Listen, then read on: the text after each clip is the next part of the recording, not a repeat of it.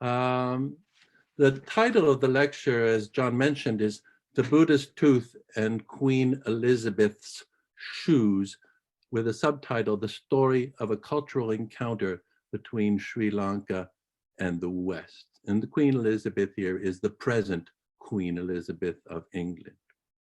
Now, some years ago, when I was doing some research on a different topic at the National Archives of Great Britain in London, I came across a dossier in the files of the Prime Minister's office entitled, quote, Visit by Her Majesty the Queen and His Royal Highness the Duke of Edinburgh to the Temple of the Tooth at Kandy, Ceylon. And giving my interest in relics, of course I had to look into that file.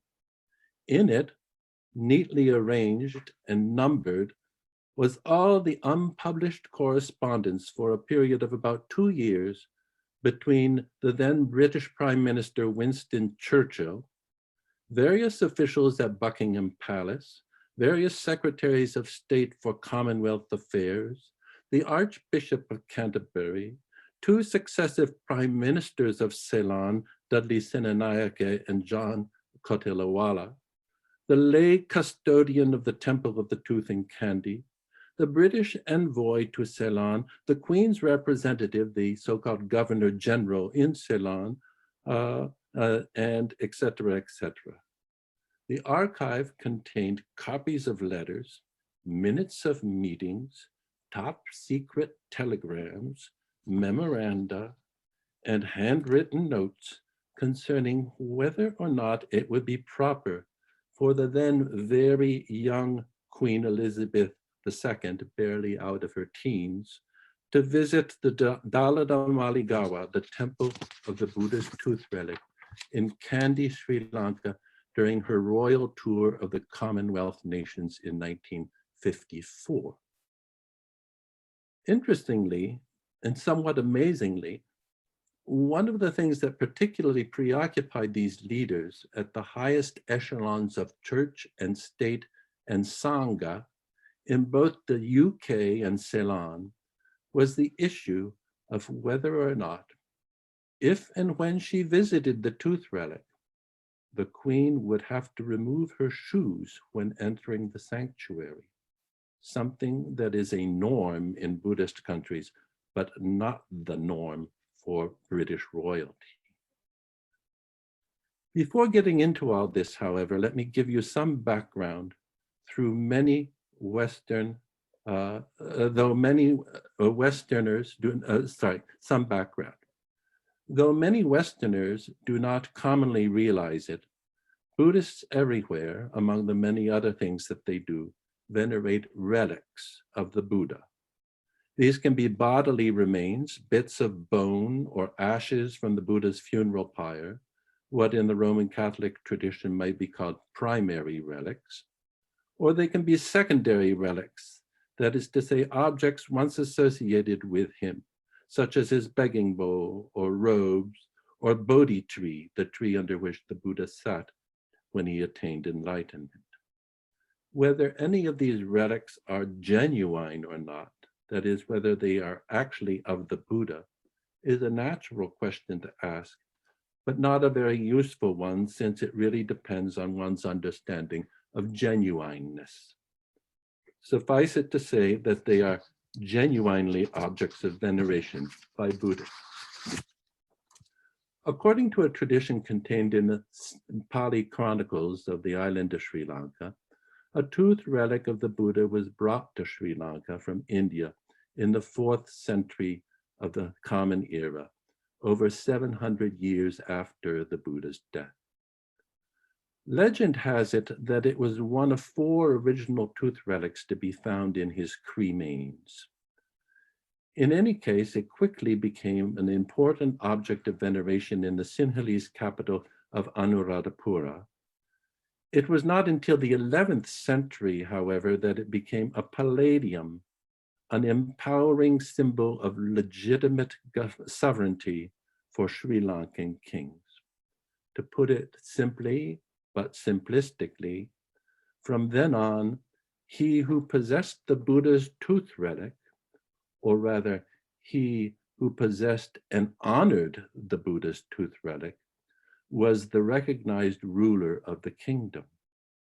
As such, the tooth was kept in or near the royal palace and moved from capital to capital as Sri Lankan dynasties changed. By the end of the 16th century, it was enshrined next to the king's palace in Kandy, in the center of the island, where it remains today and where it has become the focus of a great annual festival or tourist event, the Esala Perahera, the procession in the month of Esala, in which the relic is paraded through the streets of the city on elephant back. Here you have an example of the Kandy Perahera in 1841 and one more contemporary one. When the British conquered the Kandyan kingdom in the early 19th century, they became possessors of the tooth, and they were quick to lay claim to its pedigree and prestige and power. As one early British official, John Davy, put it, quote, "The effect of the tooth's capture was astonishing. Now the people said, the English are indeed masters of the country, for they who possess the relic have a right to govern." But the British quickly realized that possession of the tooth alone was not enough. Of necessity, it entailed sponsorship of its cult. Indeed, in a treaty signed in 1815, in order to appease the Kandyan people, the British in fact proclaimed, quote, "The religion of Buddha," that is the Buddha, "professed by the chiefs and inhabitants of these provinces," that is Kandy, "is declared inviolable, and its rites, ministers," that is the monks, "and places of worship ought to be maintained and protected."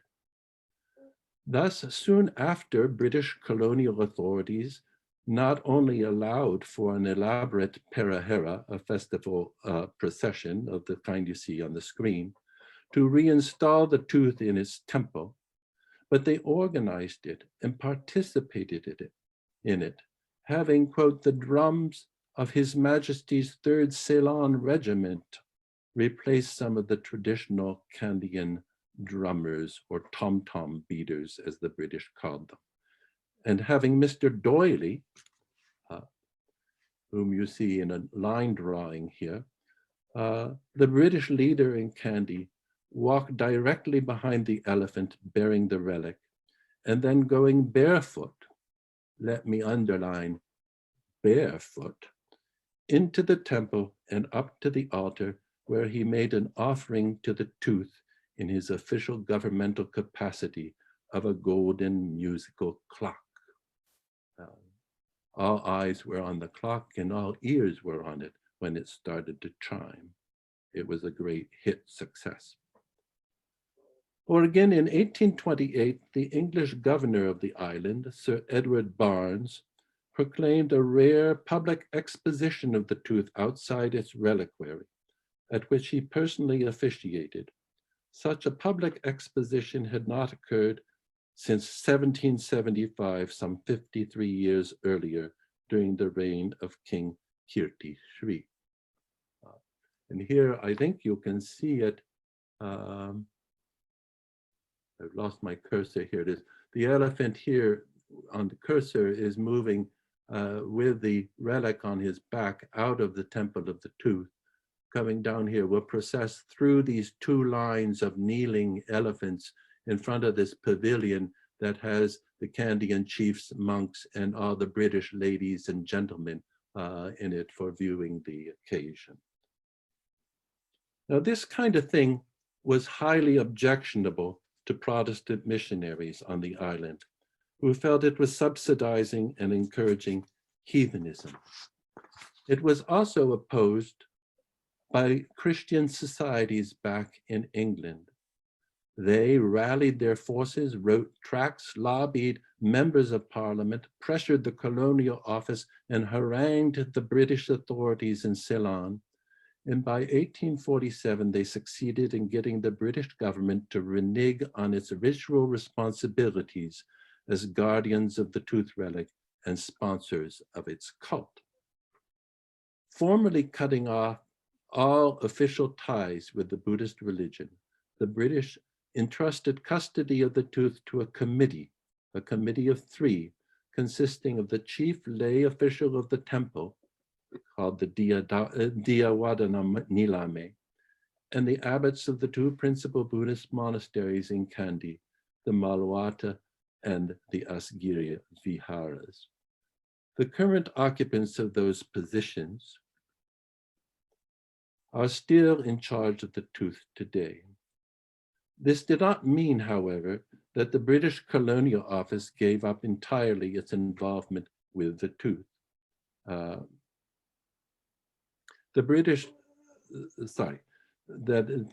did not mean that the British Colonial Government Office gave up entirely its involvement with the tooth.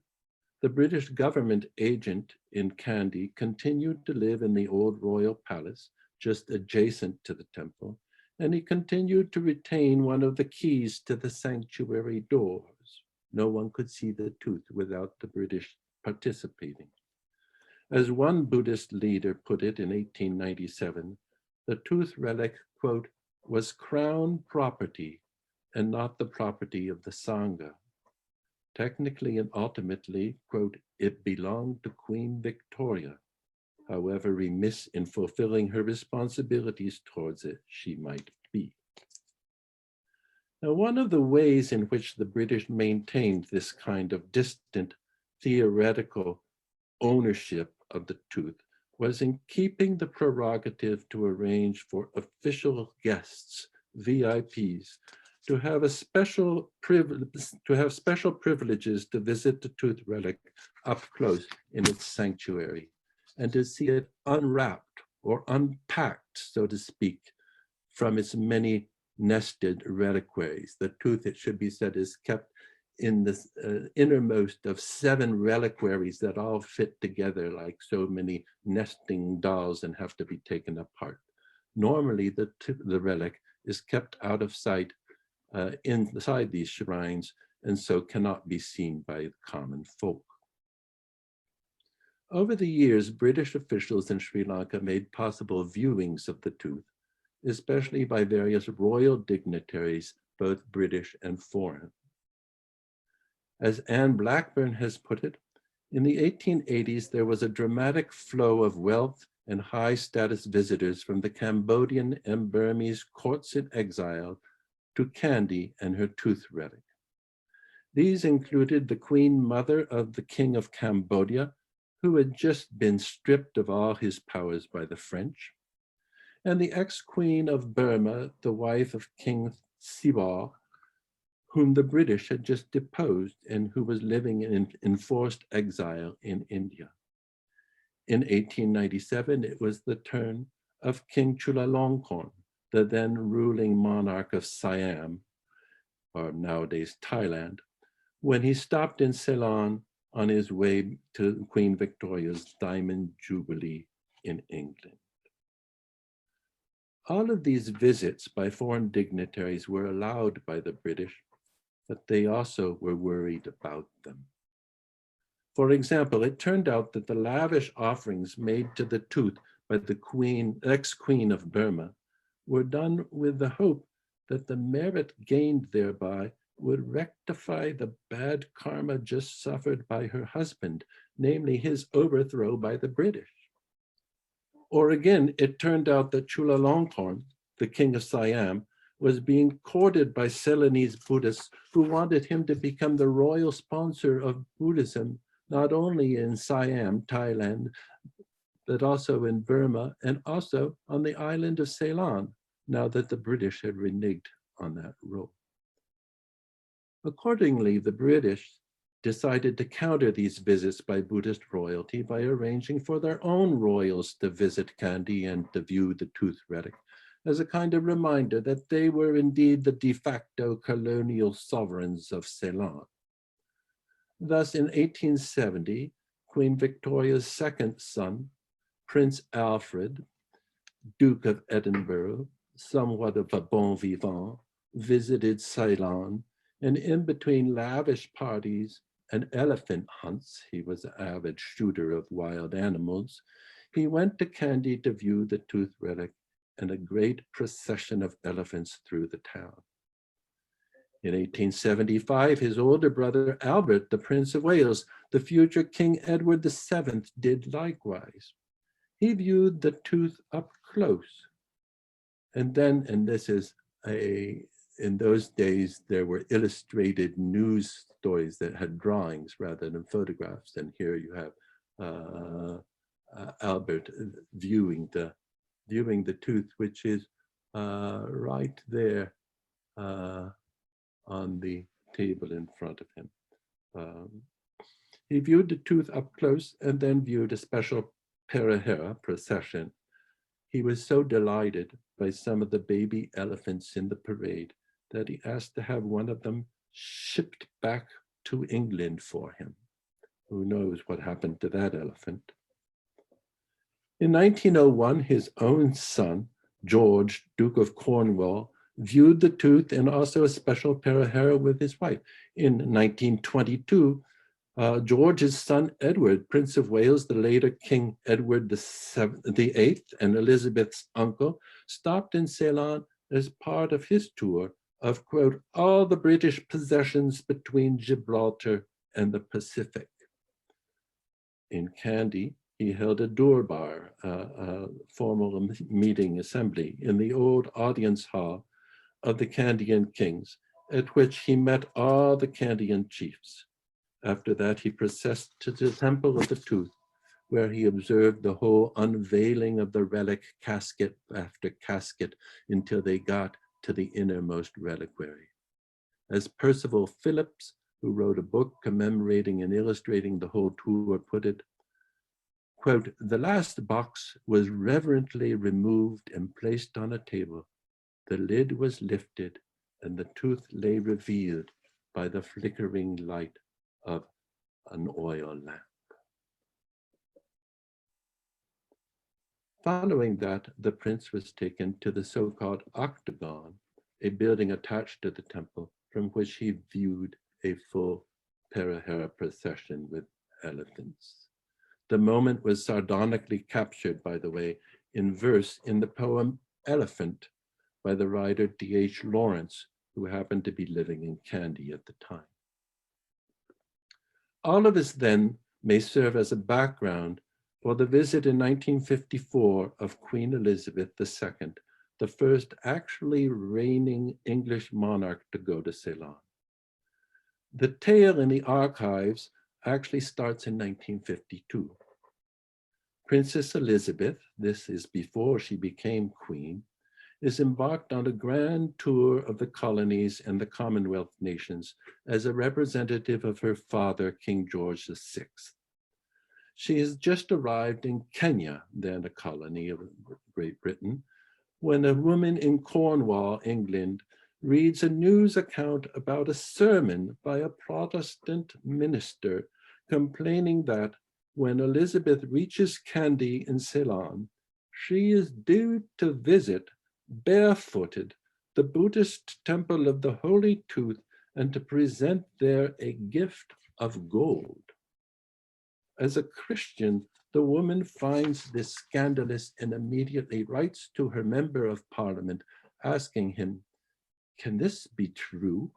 And if so, would you please do something about it? A couple of days later, however, Elizabeth's father, King George, dies, and the princess cancels the rest of her trip in order to return from Kenya to London as heiress of the throne, to the throne. Nevertheless, the Cornwall MP, Harold Roper, does not forget his constituents' request and writes to Winston Churchill, the Prime Minister at the time, to ask, is it true that Elizabeth was going to visit the temple barefooted? and make to the idol there an offering of gold?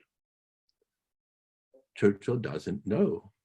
So Churchill asks his private secretary / assistant, John R., aka Jock Colville, to look into the matter.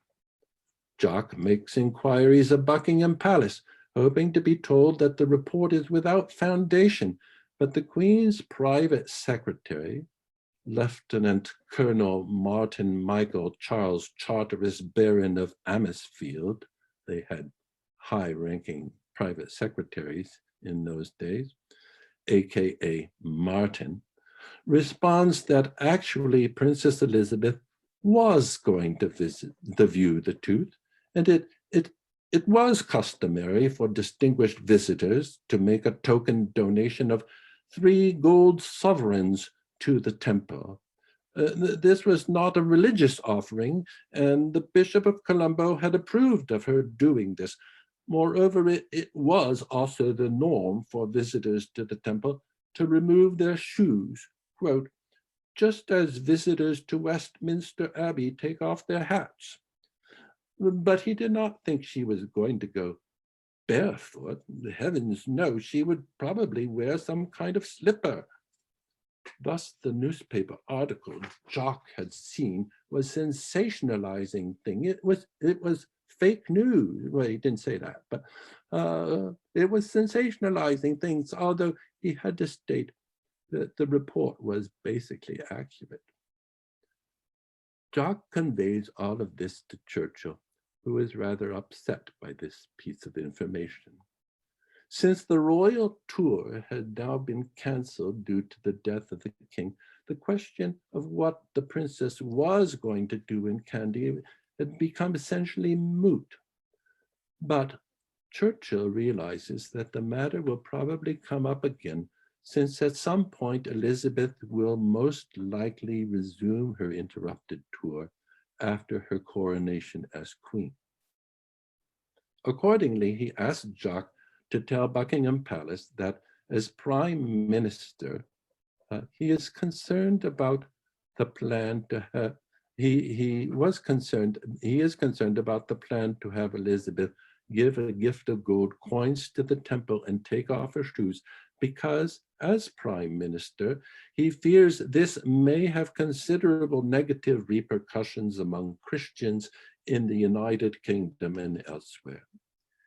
He therefore wants Buckingham Palace to know that he is pissed. Well, he didn't use that term, but he's, well, pissed that he wasn't consulted in this matter, and he insists on being forewarned should the issue come up again in the future. He similarly writes a memo to the Commonwealth Relations Office to let them know about his concerns. 5 months pass, and indeed, the decision is made to have the Queen and her husband, Prince Philip, resume their royal tour of Commonwealth countries sometime in the year following her coronation, which has been set for June 1953. Churchill's back-burner fears about the Queen's visit to the tooth begin to simmer again. They are brought up to medium heat in July 1952, when the Secretary of State for Commonwealth Relations, Lord Salisbury, writes to Churchill to forewarn him that he has heard that the Governor-General of Ceylon, the Queen's representative on the island, quote, remains firmly of the opinion that Her Majesty should visit the temple and make an offering of gold, and that this is likely to again be part of her planned visit. Salisbury himself says he opposes this plan, but perhaps Mr. Churchill would like to speak about this with Dudley Senanayake, the Prime Minister of Ceylon, at the upcoming Commonwealth Economic Summit Conference. In the meantime, he, Salisbury, has taken the liberty of writing to Sir Cecil Sayers, Britain's High Commissioner to Ceylon, the equivalent of an ambassador, to ask for his views on this matter. However, Ambassador Sires, it turns out, also argues in favor of the Queen making a visit to the temple and viewing the tooth. He points out that while there might be some Christian opposition to this, her Buddhist subjects in Ceylon and elsewhere would be greatly hurt if she did not. The visit, however, should be a private one. Just her and Prince Philip, the secular guardian of the temple, the Diyawadana Niname, the priests, that is the monks, and possibly the Prime Minister of Ceylon. He does not think she needs to present any gold sovereigns to the temple, that is old-fashioned, and recommends that instead they later send a check for, say, 250 rupees to help with the upkeep of the building. He does think, however, that she will probably have to remove her shoes. But in no case should she go barefoot. No, the temple entrance being normally crowded with beggars, this is a quote, and crossed by a great number of people in bare feet is not sanitary. If it is imperative that she should remove her shoes, then I think she should wear several pairs of stockings and should use a strong disinfectant afterwards. He does think it would be a good idea for the Prime Minister to discuss the matter with Dudley Senanayake at the Commonwealth meetings. The Ceylonese Prime Minister is a very devout Buddhist, but, I'm not sure what this but means, but it seems to mean, even though he is a very devout Buddhist, he's also a very sensible, right-minded man.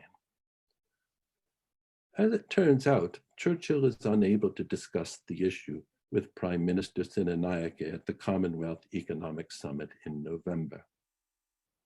So instead, on December 29, 1952, he writes to him. In his letter, dubbed Private, Churchill gets straight to the point. He tells Senanayake that it would be natural, quote, it would be natural that the government of Ceylon would wish the Queen to visit this great and beautiful shrine.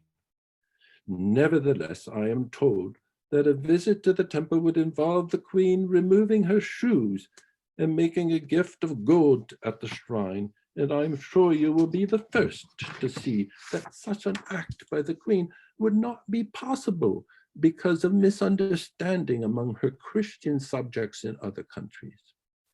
If you thought that the Queen could visit the temple without removing her shoes or making a direct offering, and at the same time not give offense to Buddhist opinion, it would be a happy solution. Before the visit is placed on the proposed program, I ask you to give the matter your personal attention and let me know what course you think would be best so as to avoid difficulties for both our governments. Prime Minister Senanayake is not long in responding.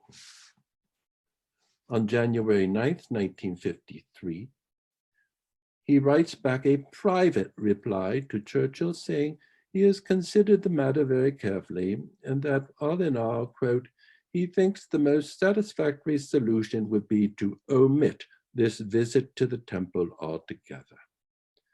It seems then that the matter is settled. And indeed, when the official program for the Queen's visit to Ceylon is drawn up, it does not include a visit to the temple to view the tooth. Almost a year goes by. In England, in June 1953, Elizabeth's coronation takes place and she becomes queen. And then in November, the Queen and Prince Philip depart on the royal yacht Britannia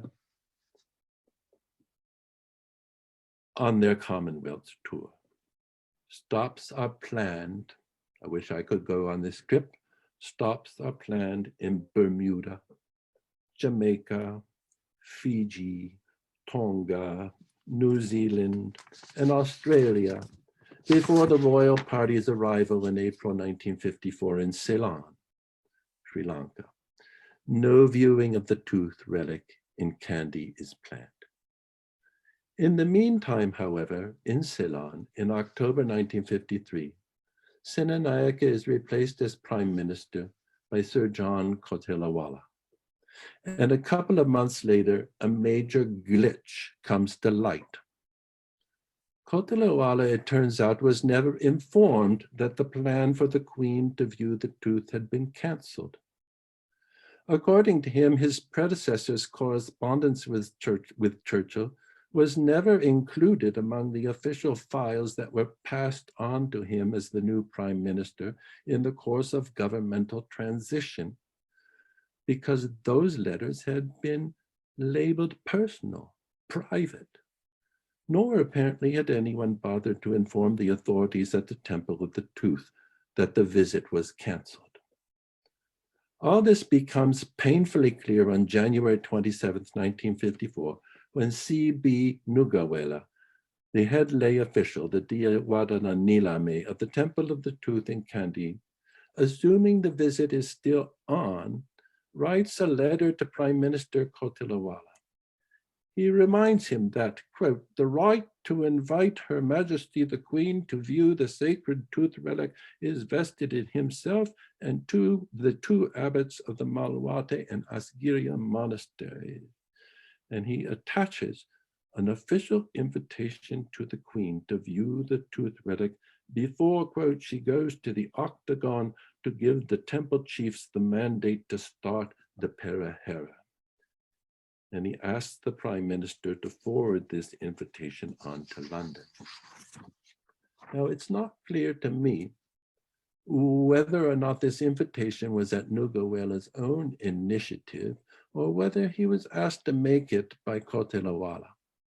In any case, the very next day, Kotelawala writes a long letter to Churchill. He apologizes for not writing earlier, before the program for the Queen's visit was set, but explains that he had not known that it was.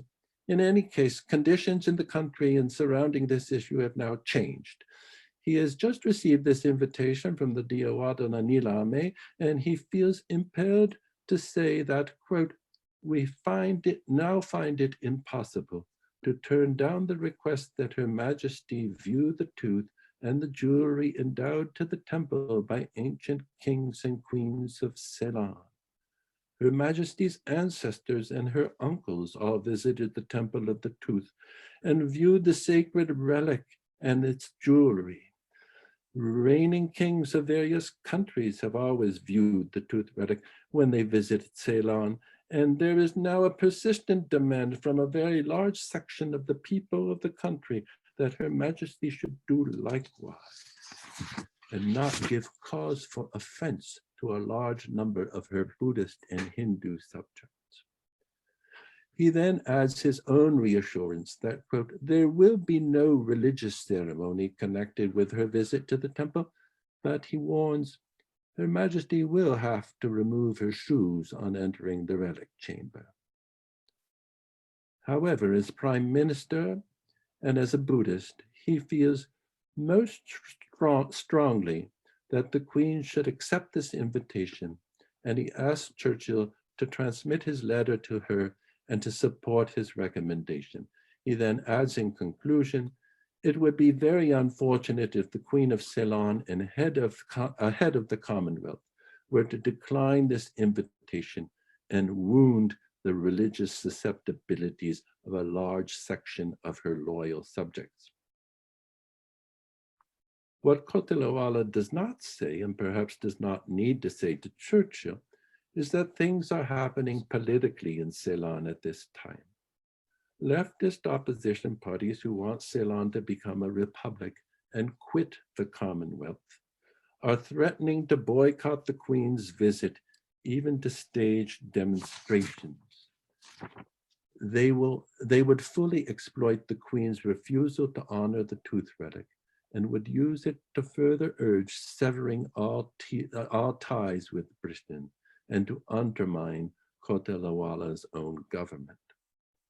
As soon as Kotelawala's letter reaches Churchill, he informs Buckingham Palace, which immediately telegraphs the royal party, which at this point is touring Australia, telling them not to make any final decisions Hold everything with regard to Her Majesty's visit to the tooth relic, since the Ceylonese Prime Minister feels strongly that she should go. Michael Adine, the Queen's new private secretary, who is with her on the tour, replies from Australia that this is unfortunate, that they do not wish to reintroduce the viewing of the tooth relic into the Ceylon program, that it is contrary to the Queen's specific hope that no visit should be recommended, and that he would prefer that no change is now to be asked for. Nonetheless, given the relationship between government and crown in the constitutional monarchy that is Britain, they will consider it if it need be. Churchill is now genuinely uncertain how to proceed. On the one hand, he is still concerned about Christian reactions to a visit and doesn't want to strong-arm the Queen. On the other hand, he doesn't want to offend the Ceylonese Prime Minister either, or undermine Ceylon's inclusion in the Commonwealth. He is still inclined to nix the Queen's visit to the tooth when word comes from Ceylon that the temple authorities have upped the ante.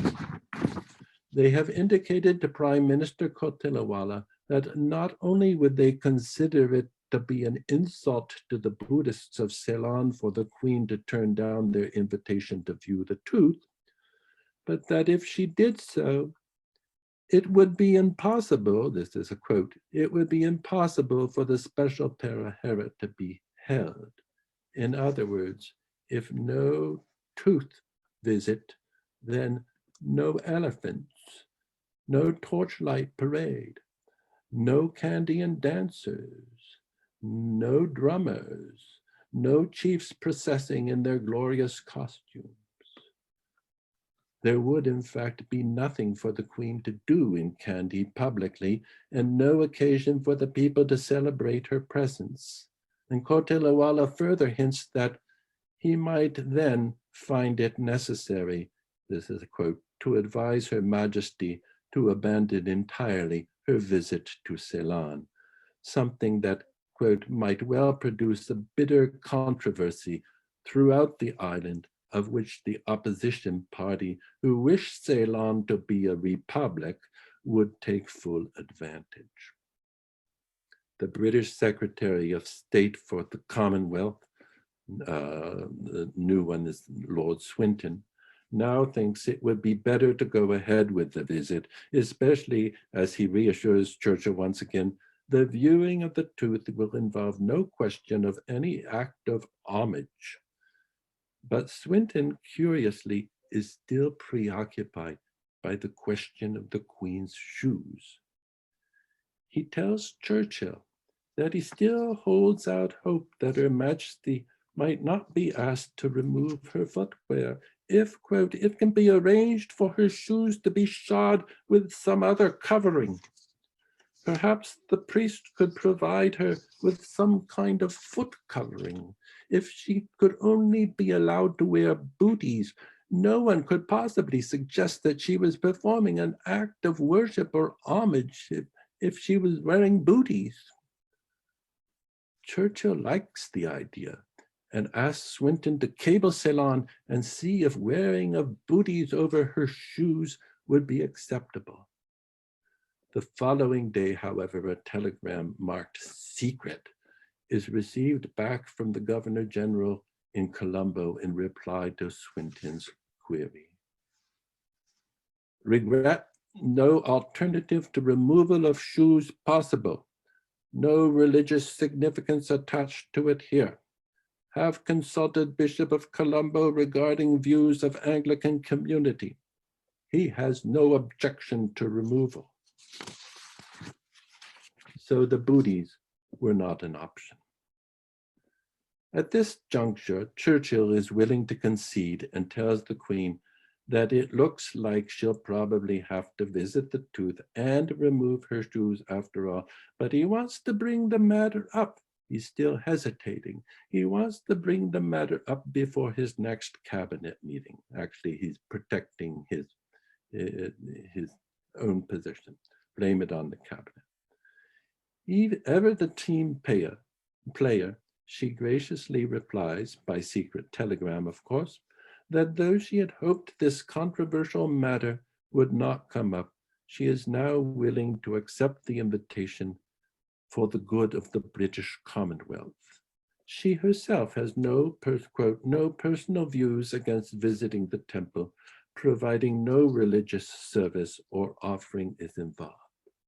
All she asks is that Prime Minister Churchill explain the reasons for her action to the Archbishop of Canterbury. So the decision is made.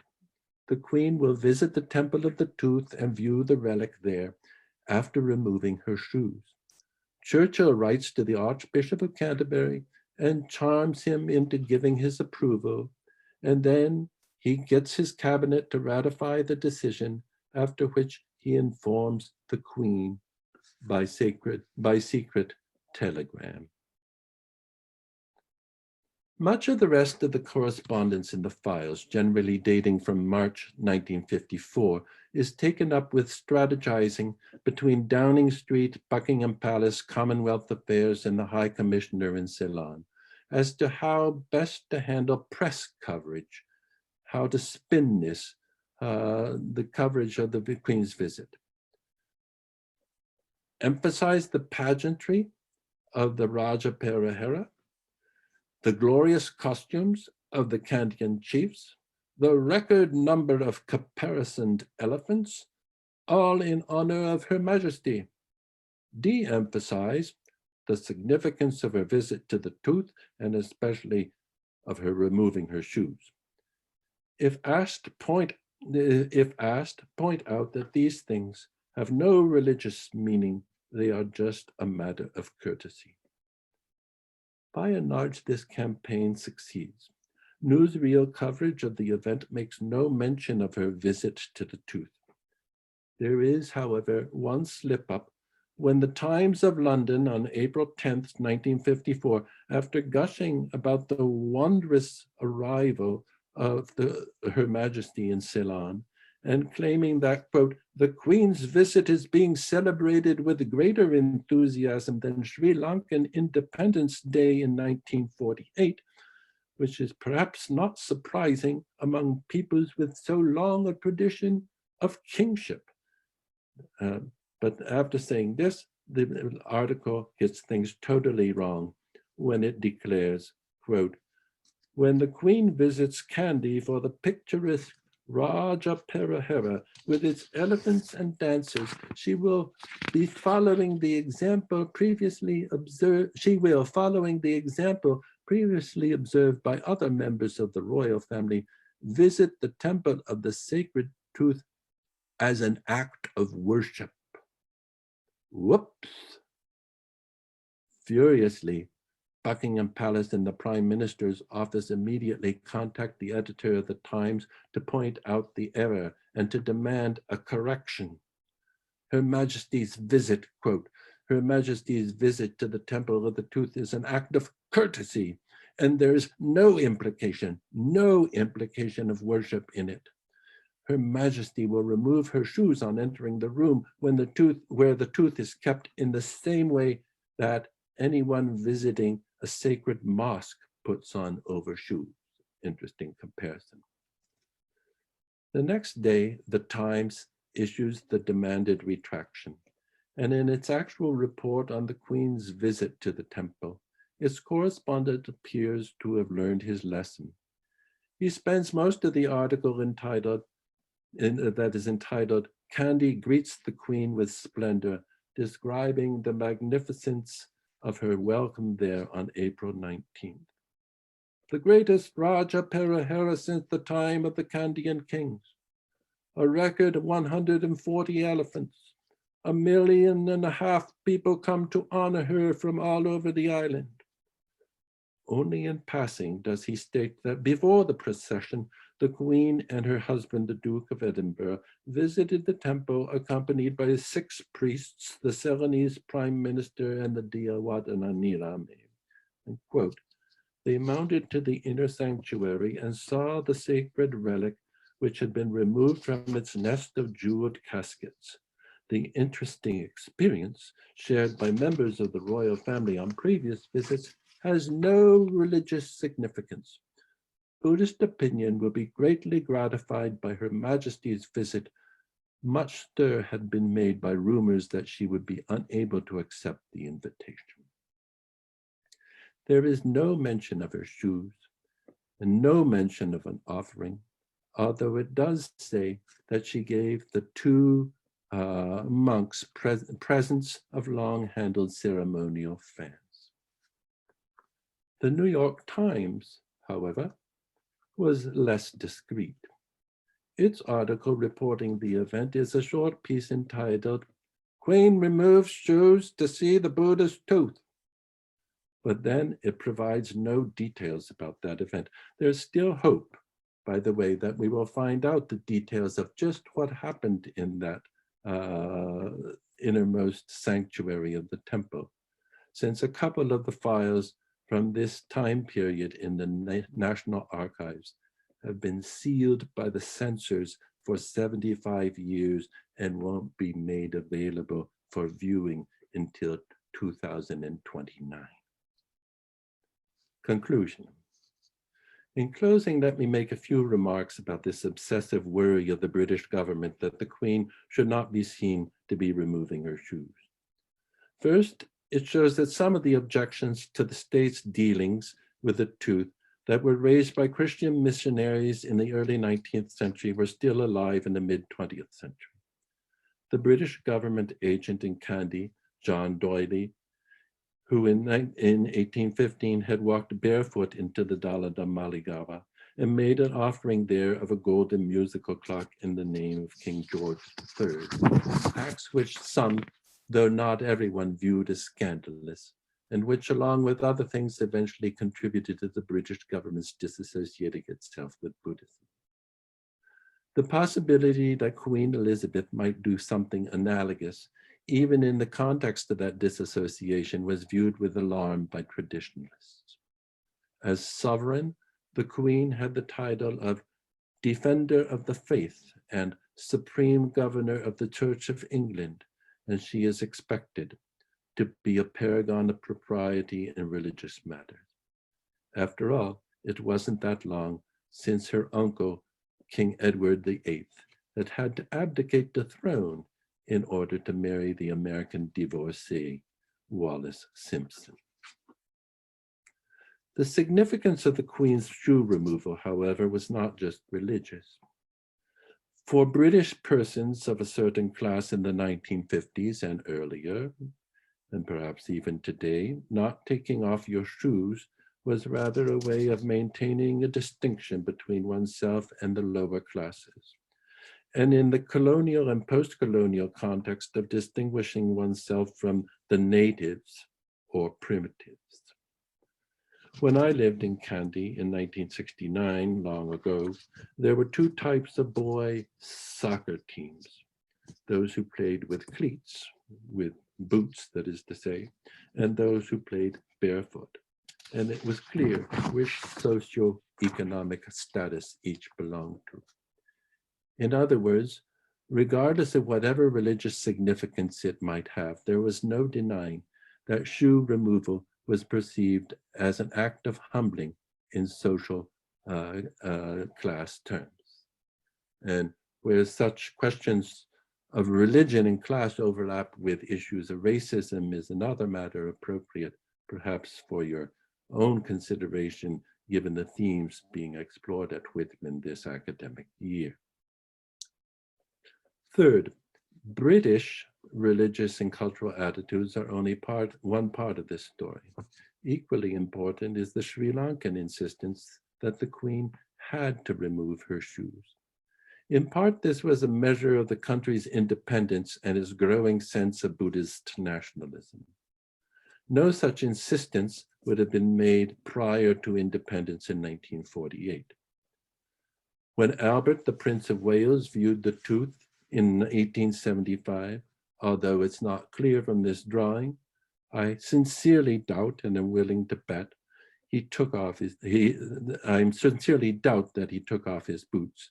The question probably did not even come up. Nor, interestingly, did King Chulalongkorn, who was dressed in Western military uniform during his visit in 1897, and he was a Buddhist. But it should be said that in Sri Lankan Buddhist traditions, shoes too were recognized as markers of social status.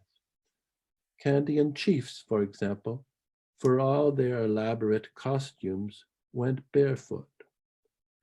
Kandyan kings, however, wore shoes. And it is worth speculating whether they took them off when visiting the tooth relic. I don't actually know the answer. The point being made here, then, is that there is a footwear difference between sovereign and subject, and this was readily extended over to the British rulers. Here you see, I don't know who the Englishman in the center is, but he is the only shoed person, and all the Kandyan chiefs are barefoot. After Sri Lankan independence, however, Elizabeth was in fact no longer the Queen of Ceylon. Or was she? Much of the dispute over her shoes and her viewing the tooth relic, I suspect, stems from the ambiguity of the status of Ceylon as a Commonwealth nation, with the curious ongoing ties to British royalty that entails. Think Canada, another Commonwealth nation. And here she is, right there on the $20 bill. Fourth, it is important to raise the issue of gender in this matter. Prince Albert and King Chulalongkorn were not only royal pre-independence visitors,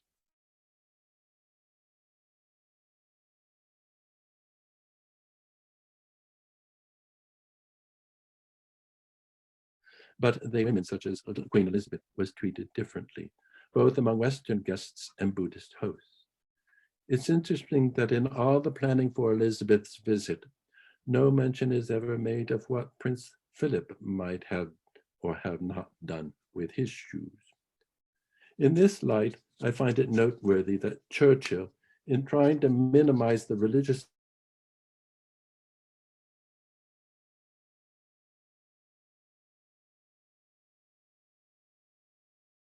importance of the Queen removing Minster Abbey, forgetting, of course, that it's only men who take off their hats in church, and that the Queen, as a woman in the 1950s, would not have been caught dead without a hat on in a place of worship, or in her case, just about anywhere else.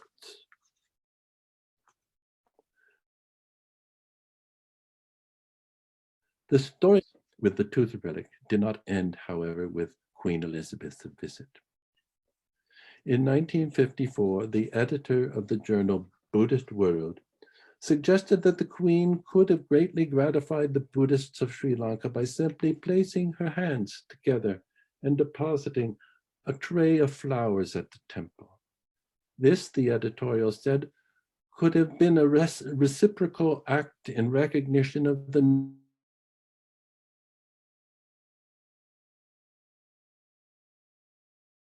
numerous non-Christians who had attended in that service of worship.